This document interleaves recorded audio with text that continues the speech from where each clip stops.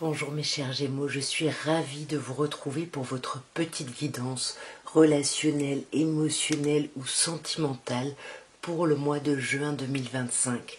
Donc je tiens à souhaiter un très bel anniversaire, même si c'est pas encore, à Kelly et à Aline. Voilà, pour les personnes dont je connais le signe et qui sont Gémeaux, j'espère que vous allez le fêter de la façon qui vous correspond le mieux et je vous souhaite plein d'amour pour cette nouvelle année de vie, plein de belles choses, plein d'abondance, voilà, tout ça. Je vous souhaite le meilleur en tout cas. Bien évidemment, mes chers Gémeaux, vous le savez, vous ne prenez que ce qui vous parle dans ce tirage. Et il peut y avoir des messages pour vous si Gémeaux, c'est votre signe solaire, votre ascendant, votre signe lunaire, mais également si vous avez votre Vénus en Gémeaux, puisque nous sommes sur un tirage relationnel, voire sentimental. Alors on va commencer par un petit tarot, par une coupe d'abord, et puis on verra un petit peu dans le détail du tirage. Alors, mes chers taureaux, à la coupe, nous avons un roi de bâton qui peut nous parler d'un signe de feu, bélier, lion ou sagittaire, et un 6 de coupe qui nous parle souvent du passé, de vos enfants, d'enfants, du lien en tout cas au passé, voyez, à la nostalgie. Et avec le roi de bâton, peut-être que justement, vous pensez à quelqu'un peut-être signe de feu, vous pensez à quelqu'un de votre passé, vous pensez peut-être à recontacter quelqu'un de votre passé ici.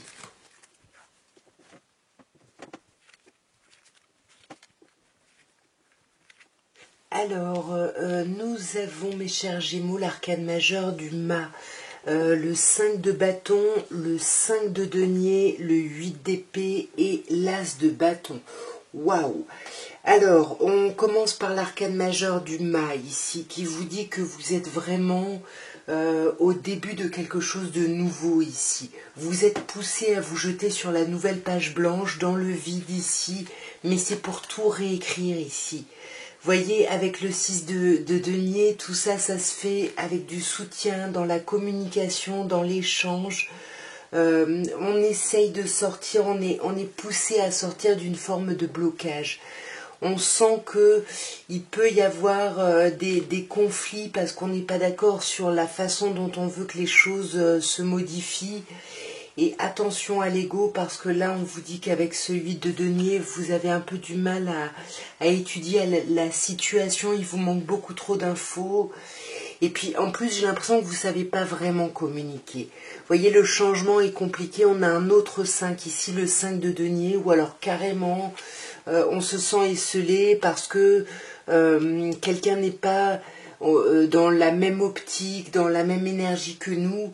Et pour moi, c'est vous, cette impératrice, qui peut bien évidemment vous parler d'un signe du bélier, mais pour moi, c'est vous qui êtes dans cette énergie de vouloir changer, de vouloir que quelque chose éclate, voyez. Là, vous êtes vraiment dans une forme de dualité, j'y vais pas, je me lance pas, mais vous n'allez pas avoir le temps de réfléchir trop, hein, parce qu'on vous dit bien que le mouvement va aller très vite ici, hein, sur ce mois de juin.